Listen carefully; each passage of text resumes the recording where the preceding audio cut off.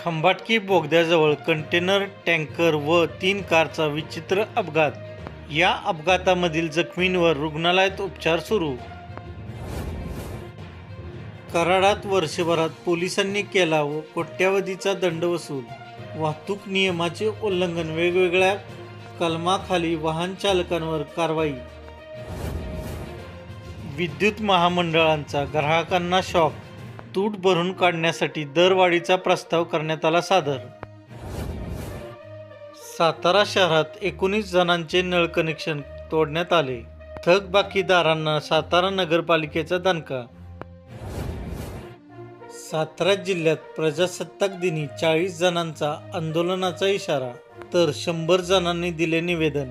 काही केल्या नागरिकांचे प्रश्न सुटता सुटेनात. सातारा जिल्हाधिकारी कार्यालयात मुख्यमंत्री सहाय्यता कक्ष. वैद्यकीय मदतीसाठी स्वतंत्र ऑनलाईन प्रणाली. अर्जासाठीची प्रक्रिया होणार पेपरलेस. सातारा जिल्ह्याचे पालकमंत्री झाल्यानंतर मंत्री शंभूराज देसाई यांचे साताऱ्यात जल्लोषी स्वागत. पालकमंत्री झाल्यानंतर प्रथमच साताऱ्यात. सार्वजनिक बांधकाम मंत्री शिवेंद्रराजे भोसले लातूर जिल्ह्याच्या दौऱ्यावर असताना तुळजापूर येथे भवानी मातेचे दर्शन घेतले. प्रजासत्ताक दिनानिमित्त नामदार शिवेंद्रराजे भोसले लातूर जिल्ह्याच्या दौऱ्यावर. छावा चित्रपटातील आक्षेपार्ह सीन हटवा. खासदार उदयनराजे भोसले यांचा थेट दिग्दर्शकांना फोन. चित्रपटातील आक्षेपार्ह सीन हटवण्याची केली मागणी. सातारा जिल्ह्यातील गुरुकुलचे माजी विद्यार्थी श्रीजित सुजित आंबेकर यांना भारताच्या संरक्षण मंत्रालयाने 26 जानेवारी रोजी होणाऱ्या 76व्या प्रजासत्ताक दिनाच्या परेडसाठी विशेष निमंत्रण दिले आहे. महाराष्ट्रातील बैलगाडा शौकीनांचे आकर्षक असलेल्या श्री यमाई देवी यात्रेनिमित्त आयोजित श्री यमाई केसरी बैलगाडी शर्यतीला अभूतपूर्व प्रतिसाद मिळाला.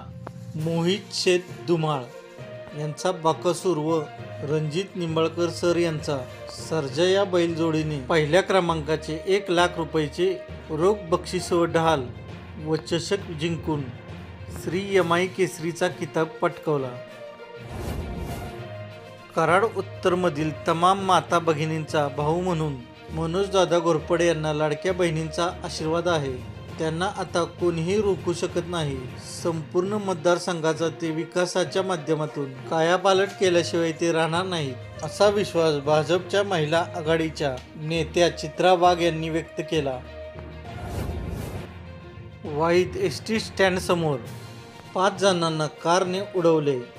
यात एकाचा मृत्यू झाला तर 4 जण गंभीर जखमी झाले.